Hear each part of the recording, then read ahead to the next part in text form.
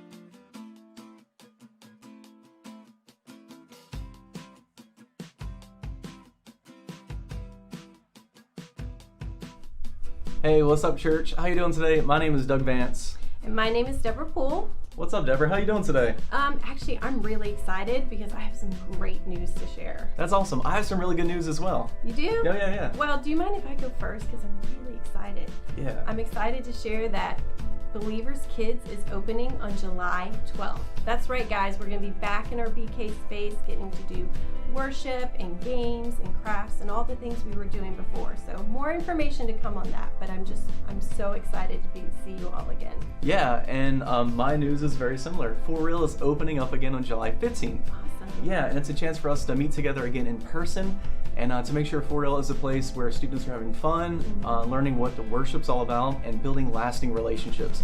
We cannot wait to get back together and meet in person. That's awesome. Yeah. And you know what? I actually have some more good news. Yeah, me too. And if I keep going? Let's go for it. So I'm excited to share that Next Gen is having their first family event on July 24th. We're going to have a tailgate party. Yeah, I can't wait. Food, fun, families getting together. Yes. And yeah, we cannot wait. And it's awesome because this is a great opportunity for you to come back on campus, because on July 26th is Move Up Sunday for Believers Kids. So that means if you will be promoting into the grade you will be going into in the fall. And so this is just a great opportunity for us to get together the whole weekend and just celebrate what's going on in your kids' lives. Yeah, and that week for us is also Move Up Wednesday, July 29th. It's where rising sixth graders can officially come up to For Real, and graduating seniors can move up to the table, our young adult ministry. That's going to be amazing. I mean, July's going to be really busy. So busy, but so good. It's going to be good. And hey, let me mention really quick, kids in the service, if you didn't get a chance, make sure you got the Believers Kids Worship Experience back. It has things in there for you to engage with us during the service, and you don't want to miss out. So make sure you grab one. Yeah, I can't wait. It's going to be so good. Thanks so much for joining us today. Yeah. Let's worship together.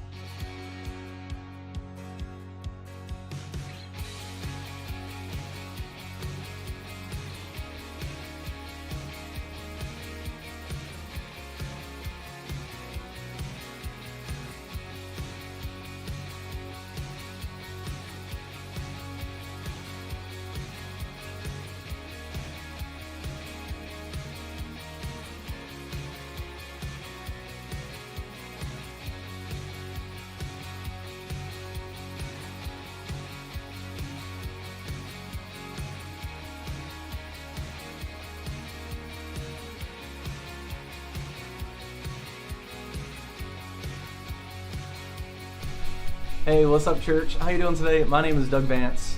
My name is Deborah Poole. What's up, Deborah? How you doing today? Actually, I'm really excited because I have some great news to share. That's awesome. I have some really good news as well. You do? Yeah. Well, do you mind if I go first? Because I'm really excited.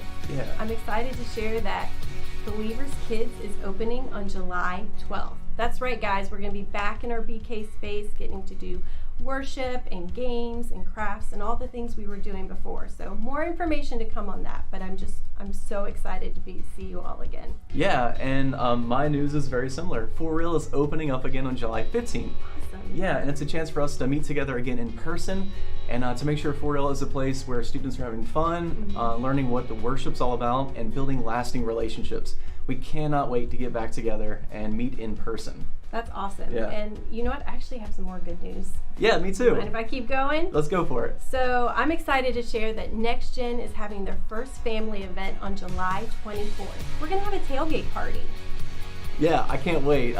Food, fun, families getting together. Yes. And yeah, we cannot wait. And it's awesome because this is a great opportunity for you to come back on campus because on July 26th is Move Up Sunday for Believers Kids. So that means if you will be promoting into the grade you will be going into in the fall. And so this is just a great opportunity for us to get together the whole weekend and just celebrate what's going on in your kids' lives.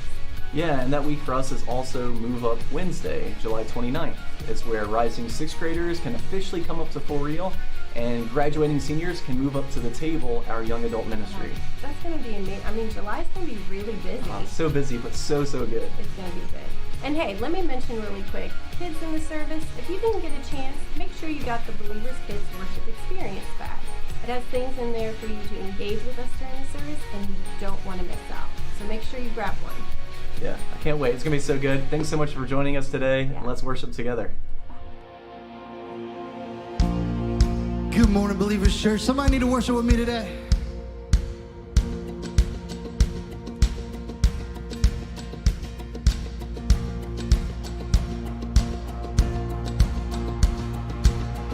I saw Satan fall like lightning. I saw darkness run for cover.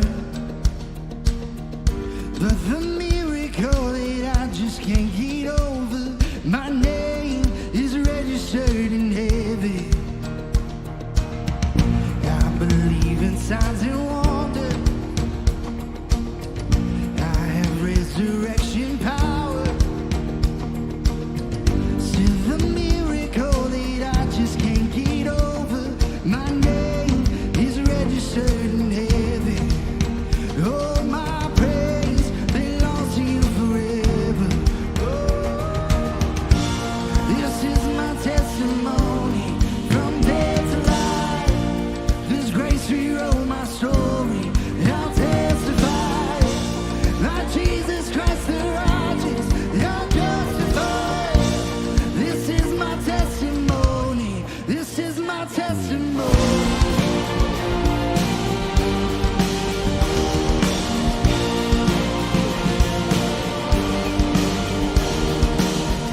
Come together, sons and daughters, bought in blood and washed in water. Sing the praises of the Spirit, Son and Father. Our God will finish what He started. Oh, our God will finish what He started. Oh, this is my testimony from death to life. His grace rewrote my story. I'll testify. My Jesus Christ the righteous, I'll testify. This is my testimony. This is my testimony.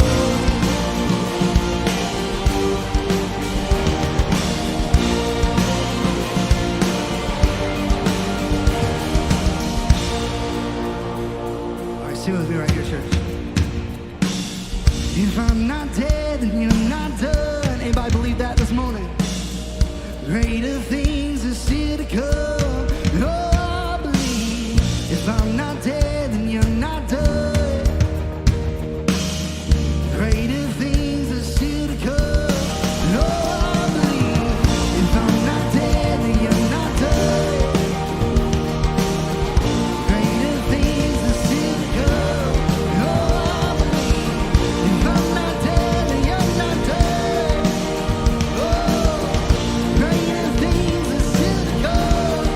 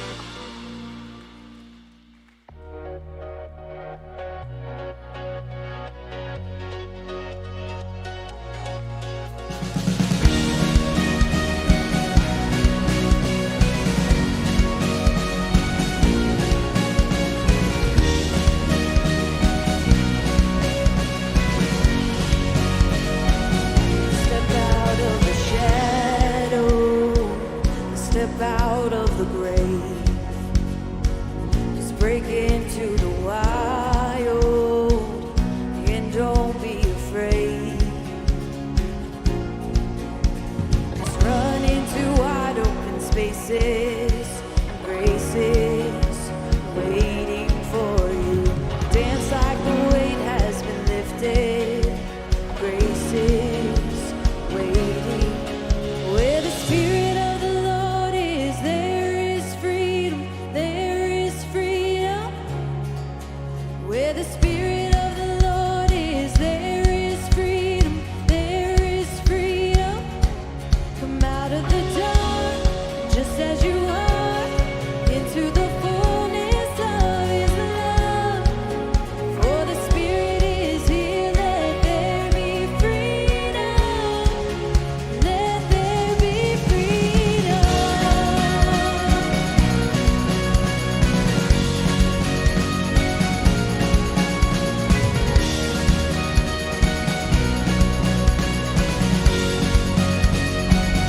Bring all of the burdens, bring all of the scars.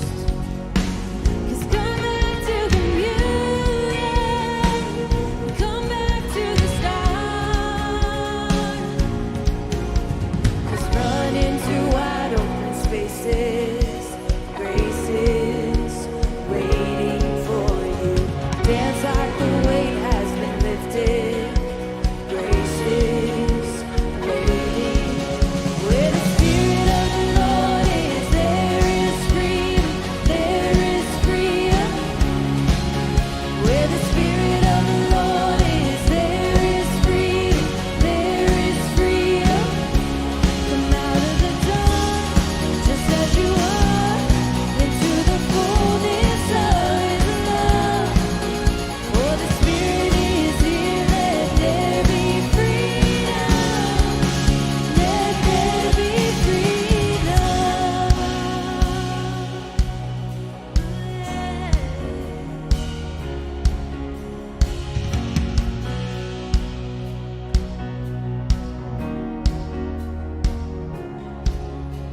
Cause chains will fall, prisons shake at the sound of Jesus' name. Lives made whole, hearts awake at the sound of Jesus' name. 'Cause chains will fall, prisons shake at the sound of Jesus' name. Lives made whole, hearts awake at the sound of Jesus' name.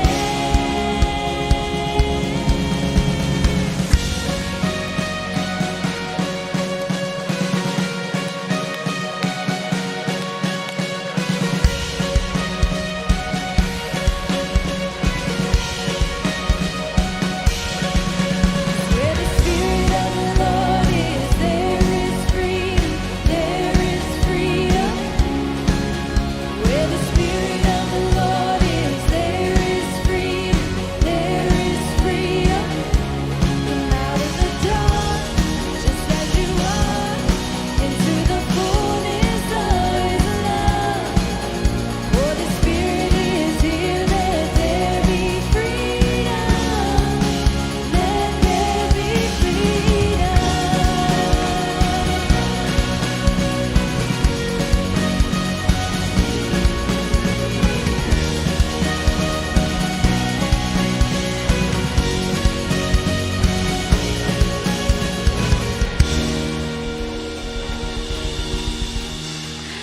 Hello, hello. You guys can go ahead and have a seat.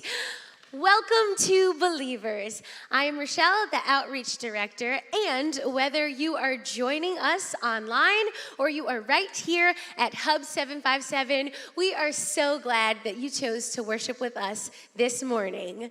So on the Believers Church app, you will find a communication card, and we ask that everyone fill this out. This is how we know that you're here today, and also it's how you can sign up for events. You can indicate next steps that you'll be taking based on today's message and request prayer. And if it is your first time joining us today, welcome. We're super excited that you're here. Also, your first time, you can text HELLO VIP to 94000. This is not a way for us to add you to a list. We simply want to send you some free stuff to say thank you for joining us. I have just a little housekeeping note for us today. If you need to leave the auditorium at any point, please use this exit right over here. And we ask that you'll help us to keep the flow in the commons nice and clear. So if you do have to go and get some wiggles out, please go all the way outside of the hub to do that. We greatly appreciate it. So every month, we have the opportunity to partner with Causely, and through them, we are able to make an impact all around the world. And this month, Causely has been working with an organization, Plant with Purpose. And for every 10 check-ins on Facebook or Instagram using the hashtag #PlantATree, we get to do just that. Plant a tree and slow deforestation. So guys, you can go ahead, get out your devices and check into Believers now. Now, if you guys have been checking Believers out for a while and you're interested in knowing more about who we are and how you can fully engage here at your local church, then we have a great opportunity for you. We want to invite you to our Discovering Membership class happening on July 13th at 6:30, and you can sign up for that on the website or on the app. So we're so excited to have that course offered for you. Now today, we are continuing our series, #Goals. So excited about all these goals. We are looking at how we can set and achieve really big, amazing God-sized goals. As we prepare our hearts to hear the message from Heather today, I invite you all to take a look at the screens.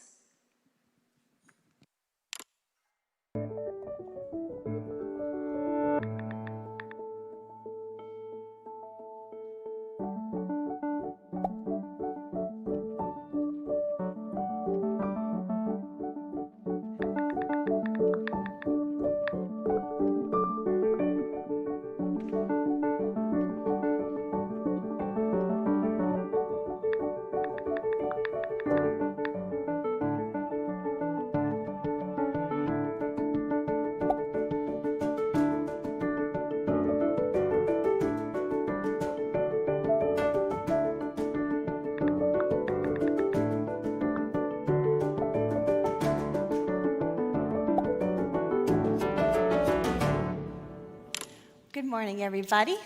Welcome to Believers. My name is Heather, and I'm honored to be the executive director here at Believers Church. And I'm really glad that you're joining us, whether you're here on campus or online. I hope that Jesus really speaks to you today. Our current series is #Goals, and we are in our 4th week.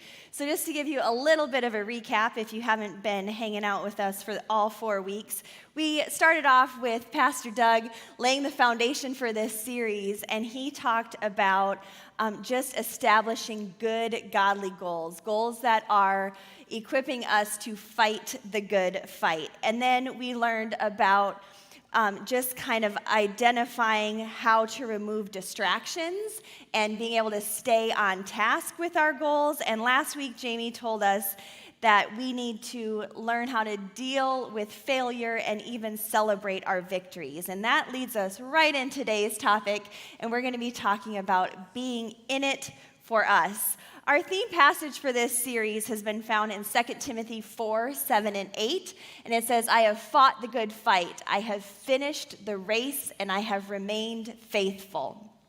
And now the prize awaits me, the crown of righteousness, which the Lord, the righteous judge, will give me on the day of his return. And the prize is not just for me, but for all who eagerly look forward to his appearing." So Doug talked about the importance of a mentor, and that's exactly who the Apostle Paul was to Timothy. Paul had this understanding that for him to achieve his goals, Timothy would have to do the same. Throughout Paul's ministry, he raised up and encouraged church leaders, and he knew that they needed to be in this fight with him, because spreading the message of Jesus' redemptive love through his life, death, and resurrection, Paul knew that he could not achieve this goal on his own, that there was too much at stake, and he needed some help because it was too big for just one person. So if Paul was successful, his friends were successful. And if his friends failed, he failed. So what Paul knew 2,000 years ago is still true today. In fact, Dr. Gail Matthews, a psychology professor, recently conducted research that led her to encourage goal setters to share their goals with a friend. Her research shows that when people wrote down their goals, shared that information with a friend, and then checked in with that friend weekly, they were 33% more successful than those that just established goals. So 33% more successful is the kind of success rate that I want to have. Before we talk about how these friends can help us achieve our goals, I think it's important for us to just kind of define friendship. And one of the things that I have learned over the years is that most of our friends, not all, but most friendships are seasonal. And I had a really hard time just kind of sitting with that idea for so long. But I've come to a place in my life where I really appreciate it. See, I grew up a military and a pastor's kid, so I moved around a lot, and that definitely shaped my view of friendship. Are any of you military kids or even pastor's kids? Do we have any? Yeah, we had a whole bunch in the first service too. So maybe you can relate to this story. I was in 7th grade. My family was living in Saskatoon, Saskatchewan, Canada. That's a mouthful. And we had been there for 2 years when we got word that we were packing up and moving once again, and this time we were going to be heading to Brooklyn, New York. And I was done. I was done with moving. I was done with making friends, all of it. So I had a very pointed conversation with my mom and informed her that I would not be making friends this time. We could move. She could enroll me in school. That was all fine. That was cool. But I wouldn't talk to anybody. Nobody. And she, I'm sure, was very amused at that thought. But y'all, I nailed it. I went to that school my 8th grade year, IS 259, William McKinley Middle School in Bay Ridge, Brooklyn, and didn't talk to a single peer for that year. And it was my best academic year ever. As you can imagine, I chat a little bit in class, and so that kind of held me back sometimes. But this year, I was golden. I did manage to make a few friends through my youth group, but it was just really difficult for me to kind of cross into that again, knowing that I was investing in these relationships, just to think that in a few months, a couple years, I would be packing up and moving all over again. And that mindset really became problematic the older I got. I wanted friends, but I was always uneasy about how the relationship would really last and would the investment actually be worth it. What I've come to understand is that even the shortest of friendships can have a lasting impact if we allow it, press in, and invest in the other person. So fast forward about 20 years ago, my husband Nate and I moved to Virginia. And right when we got here, we just kind of hit some pretty significant marital problems. And we were counseled through that season and encouraged to each find one person that would just kind of act as our sounding board. Not an army of friends, not our whole family, just one. My person was someone that I had considered a friend up to that point, but definitely not my closest friend. However, in that season, she became just that. She helped me probably more than she knows. In fact, I think I'm still friends with her, at least on Facebook, but I haven't talked to her in years. But her relationship helped me achieve my goal of keeping my marriage together. I believe she, like so many other friends, have been godsends in helping me understand God's love and his plan for my life.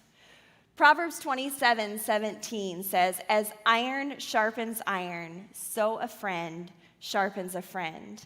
And I think we all long for that kind of friend. So what should we look for in an iron sharpens iron friend? A friend that will help us achieve our goals. There are two types of people that we need in our lives to help us achieve goals. And the first, you can jot this down in your notes if you're taking notes, is a glass half fuller. I know that's not a real word, guys. Just play along. So, glass half fuller. When you are about to do the hard work of achieving a goal, you don't need an Eeyore friend in your life. And yes, we all have them. You know, the Debbie Downer kind of people, the people who are just super critical, who want to throw in the towel the moment there's any sort of trial, tribulation. They just aren't those pick you up kind of people. And if you don't think of someone right now in your friend circle that is like that, it may be that you are the Eeyore in your friend circle. But that's a different message for a different day. So, what you need, though, is a glass half full kind of person. And they're great. They lift you up, they tell you all the great things, but if your glass is half full of a bunch of fluff, that's not going to do you much good either. So, you also need the second kind of person in your life, and that is a truth teller. This is the relationship that many American Idol contestants need.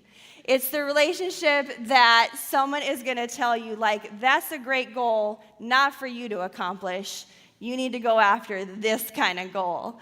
So, truth-telling is great, but it also has a negative side. If truth-telling is not done with grace and mercy and encouragement, then it's just hurtful and discouraging. So a good truth teller won't just tell you where your weaknesses are. They're going to stick around and help you identify your strengths. And because they're truthful, they're also pretty likely to be trustworthy.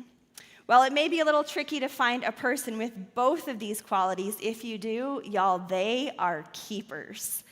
When I was finding my person for the Let's Get This Marriage Back on Track season, my counselor said, find someone who loves God's plan for you more than they love your point of view.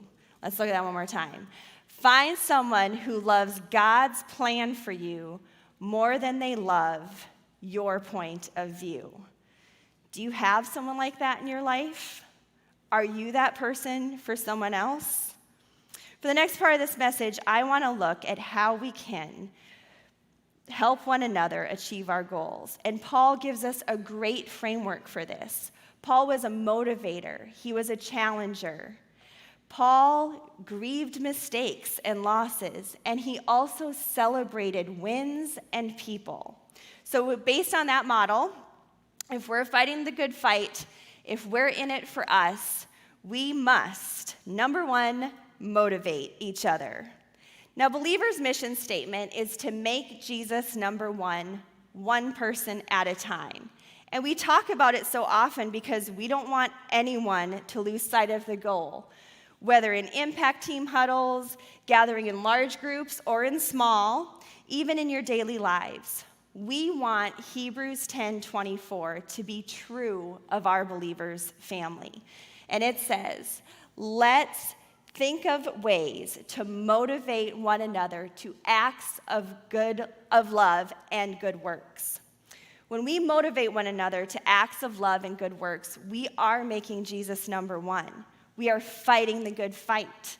We're reminded that we're in this together.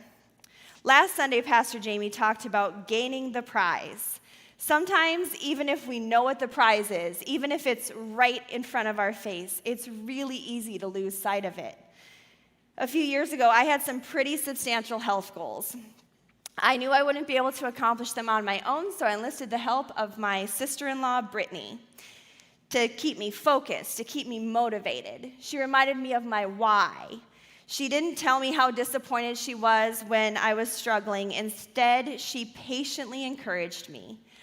And much like Paul did with the Thessalonian church leaders to do in his first letter with them, he said, "And we exhort you, brothers and sisters, warn those who are idle, comfort the discouraged, help the weak, be patient with everyone." That passage leads us right into our next fill-in. We need to motivate each other, and we need to, number two, challenge one another. Now, Jesus was a master at meeting people in the middle of their brokenness, in the middle of their messiness, rescuing them from their wrong, and then challenging them to turn from doing that and stay away from it. There's a story in John chapter 9, and I want to encourage each of you to read this story because it illustrates this so beautifully. John recounts a day when Jesus was teaching in the temple. And while you can go read it, I want us to just kind of put ourselves in the middle of that narrative today. So we've gathered here today to hear from Jesus. There's a room full of people. There are hundreds of people watching us online. And all of a sudden, we kind of all start to hear this commotion coming from out in the commons. And before we know it, the commotion's getting louder and louder, and those back doors fling open, and this mob of angry people start making their way down the aisle and start coming down this front center aisle. And as we're watching and kind of trying to figure out what's going on, all of our eyes notice that in the middle of this mob is a woman who's trying to cover herself up and pull herself away. She can't get away. They make their way down here, and they fling her onto the stage where she tries to get as small as she possibly can and cover herself up. All of a sudden, one of them shouts, "She's committed adultery." And then another says, "She should be stoned." That's what happens when you break this kind of law. And we all just don't know what to do. Jesus simply comes over to her, bends down beside her, looks her in the eyes, doesn't even acknowledge the mob, stands up and walks to the board. The mob keeps shouting. They're asking him to come up with some sort of punishment that will feed their need to discipline her. He looks down at her again, doesn't acknowledge the mob, goes back to the board, continues writing. Their shouts are getting louder and louder. Eventually, he turns around and he looks right at them and he says, "All right, you want to do this? You brought her in? You want this to happen? One of you that hasn't sinned, you come on up. You come on up. You can cast the first stone." Immediately, the room becomes quiet. It's heavy. I mean, can you imagine? Can you imagine someone grabbing you out of your seat, out of somewhere you've been in the community, and just pulling you in here today and throwing you up and telling all of us what you did last night? She's broken. She's humiliated. Now Jesus has called for someone else, like, "Hey, if you guys can do it, come on up. You do it." He turns back to the board, and one by one, they just start exiting the auditorium. She's left laying there. Jesus turns back around, crouches down one more time, looks her right in the eyes, and for the first time, she looks up at him, eyes filled with tears. She starts wiping them away, and he says, "Who's here now to accuse you? Where have they gone?" She looks around, looks out down the aisle, and notices the last one walking away, and she says, "No one." So he gently picks her up, covers her up, and says, "Go, and don't do this anymore." Isn't that amazing? You and I have goals. We have good fights to fight, and chances are pretty good that we're going to stumble. We're going to fall down. We're going to be humiliated. And what we need, instead of staying on the ground, is a friend that comes in, picks us up, dusts us off, covers us up, and says, "Hey, let's not do that again. Like, we've got a good fight to fight. Let's get back in the ring." And that brings us to the third thing. We need to grieve together. Romans 12 has become a bit of a mantra for our staff over the past few weeks. Pastor Jamie was using it for daily prayer and encouragement posts that many of you may have seen recently. And the 15th verse says, "Rejoice with those who rejoice. Weep with those who weep." 2020 has certainly given us all, individually and collectively, plenty to grieve. It has proven to us that we are indeed broken and desperately need healing and restoration, physically, emotionally, mentally, spiritually. We're teetering between unity and division all the time, around COVID, around race relations, around politics. I mean, if we can find something to be divided over, we will divide over it. How many of you have seen the Disney movie Inside Out? It's the story of Riley. She's an 11-year-old girl whose family moves from Minnesota to California. And the movie takes place in headquarters, also known as Riley's Mind.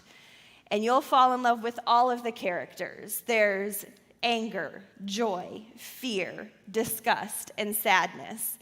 And in just a moment, we're going to watch a clip.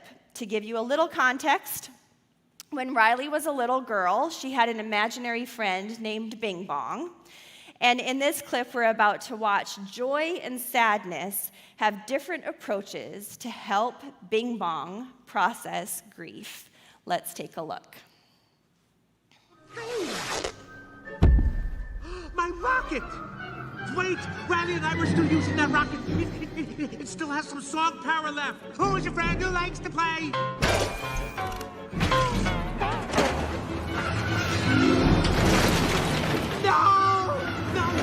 No, you can't take my rocket to the top. Riley and I are going to the moon.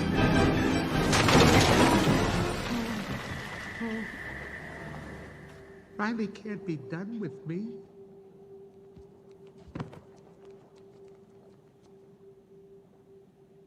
Hey, it's gonna be okay.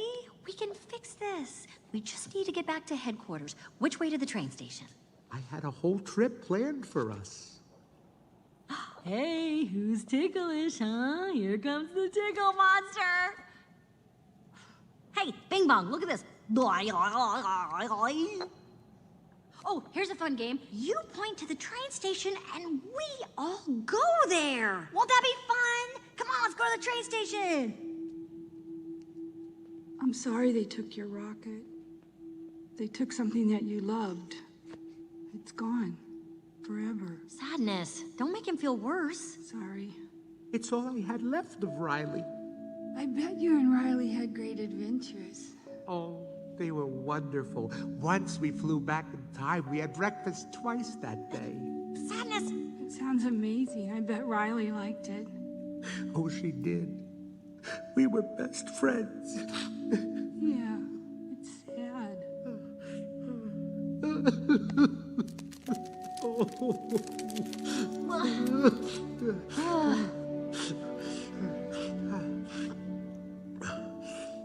I'm okay now. Come on. The train station is this way. Parts of the good fight are heavy with grief. Fights are hard. They can knock the wind out of us and they can make us feel defeated. And while having a friend like Joy who will pick you up is sometimes needed, sometimes the friend like Sadness who will just sit with you in the middle of it is the best response. Having a friend that can do that lets you know that you're seen, that things don't have to be perfect and that life is hard. When we don't have those moments, we can feel like we're the only ones in that struggle. And that's just not true. While grief is real and we should take time to sit in it and process it, we can't stay there. We need to move beyond the grief-filled moments and into seasons that allow us to celebrate. So when it comes to achieving our goals, celebrating helps us be mindful that we can accomplish hard things. Recognizing that we're able to achieve something spurs us on to the next goal. There are all kinds of ways to celebrate, and even the smallest celebrations can be so worth it, and it's even better when you include some friends. Our friend Joe Sangel at I Was Broke, Now I'm Not welcomes calls into his organization of people yelling and screaming, just celebrating the accomplishment of paying off debt. It's really silly, it's really fun, and it's really rewarding. So set a goal, and while you're at it, decide how you're going to celebrate with friends once you achieve it. And all of this might sound really great, but you may be asking, where do I find these friends? In a couple moments, the band is going to come back out, and when they're going to lead us in another song. And while that song is being sung and we're worshiping together, I want you to be mindful of these next steps that you can take today. And the first next step will really help you find some friends because it's joining a B group. So I hope you had a chance to go through our last series. It was called Viral, Hope and Help When Life is Uncertain. And if not, you can watch it through the Believers app or website. But each week of that series, we heard powerful testimonies from people who have faced some significant challenges. My guess is that you may have related to some of the stories that were shared. But one of the many things that stuck out to me throughout this series was that every single person, unprompted, talked about how their B group was an integral part of their ability to overcome what they were facing.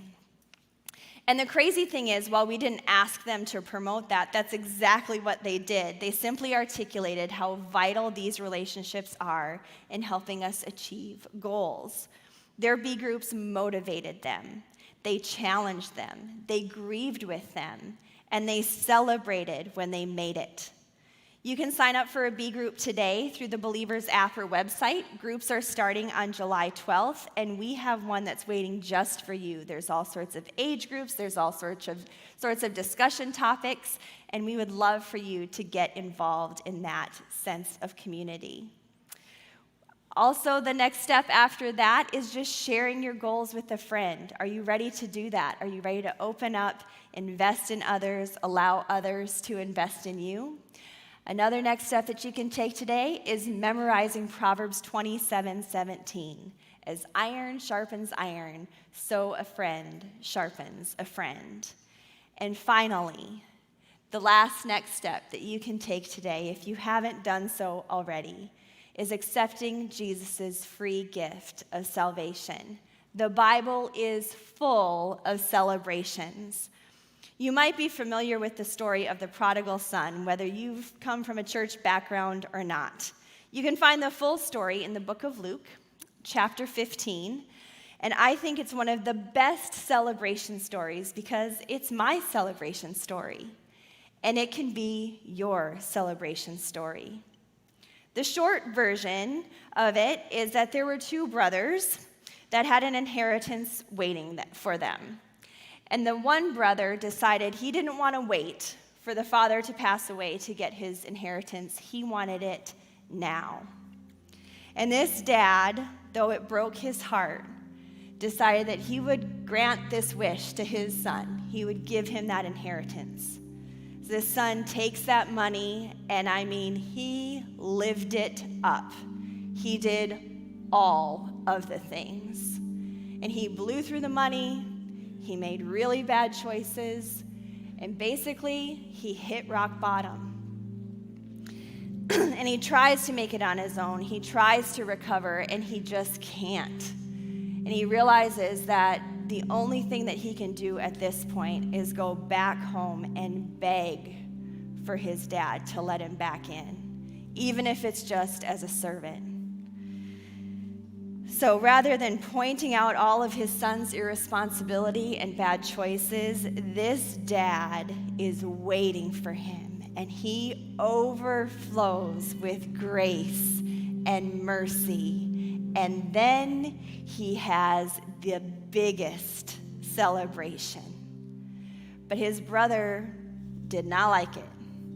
And he went to his dad complaining, frustrated that he's celebrating this other brother that went off and just ruined his life, essentially. And the dad said, "But we had to celebrate because this brother of yours was dead and he's alive again. He was lost, but now he's been found." It doesn't matter what you've done, y'all, even if you've hit rock bottom. Jesus lived, he died, he rose again to redeem you from all of that. He's like the dad in the story. He is waiting to rejoice and celebrate you coming home. You can do that today. As we sing this song, I want you to just think about the words of this song, Jesus is the way maker. Will you join us?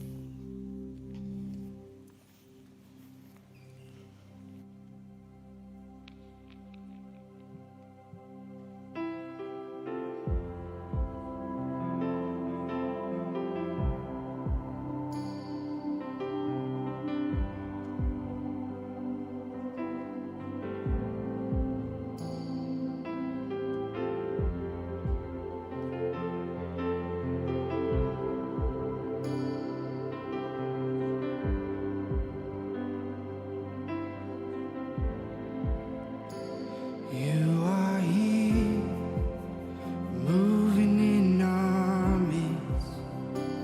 I worship you. I worship you. You are here, working in this place.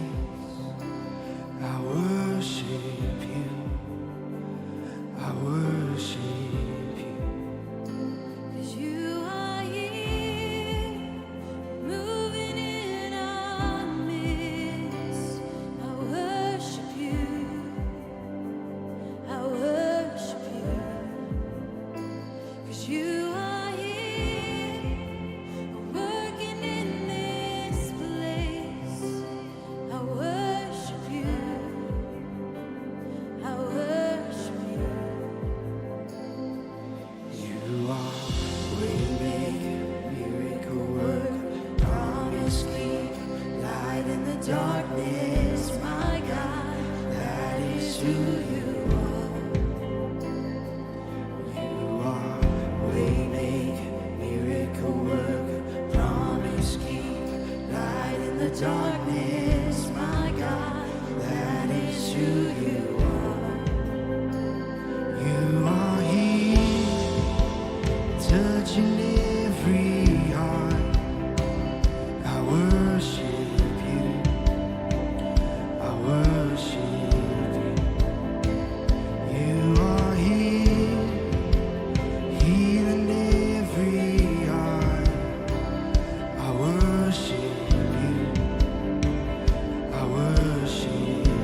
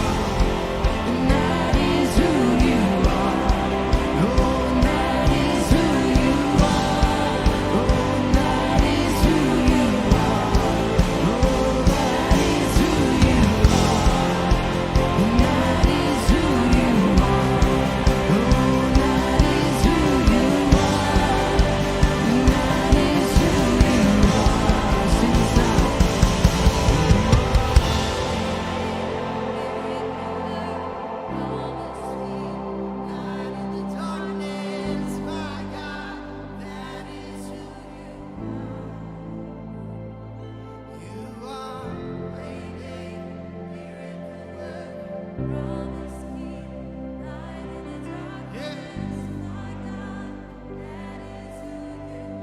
right, come on, church. Even when I don't see, right here. Even when I don't see it, you're working. Even when I don't feel it, you're working. You never stop working. You never stop working. Even when I don't see it, you're working. Even when I don't feel it, you're working. You never stop working. You never stop working. Even when I don't see it, you're working. Even when I don't feel it, you're working. You never stop working. You never stop working. Even when I don't see it, you're working. Even when I don't feel it, you're working. You never stop working. You never stop.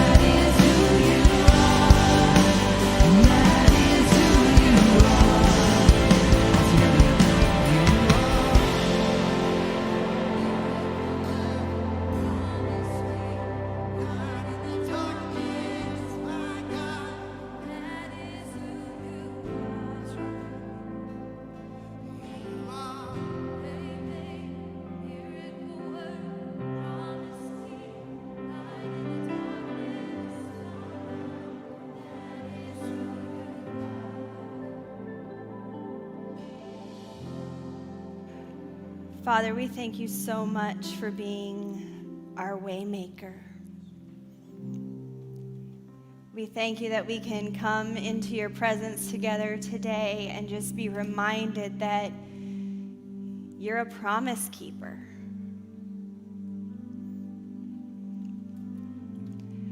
God, I pray that even now you would be moving in the hearts of all those in this room, of those that are watching online.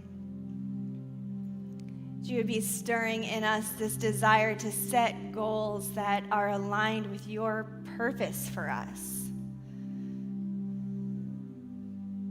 that help to make you number one in every facet of our lives. So as we consider the next steps that we're taking today, God, I just pray that you give us courage to walk in them, that you would allow us to be bold and motivated and vulnerable with our friends and say, I need you to hold me accountable to this. Help us to be iron sharpening iron people.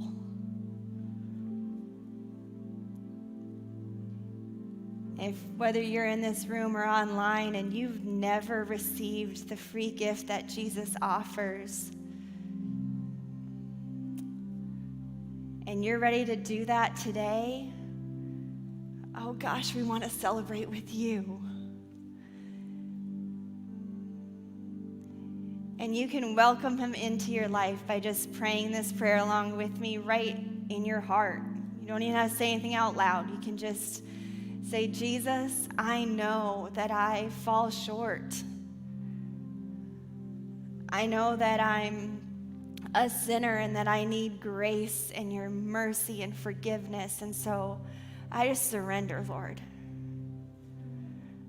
I surrender to you today. I ask that you fill me with your spirit, that you equip me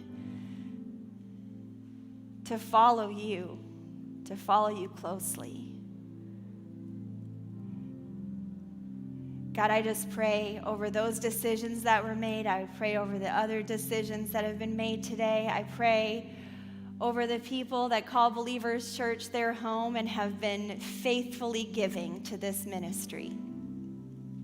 I pray that you would bless the gifts that have been given, that we would continue to make your name known through our community and all across the world through our global partners.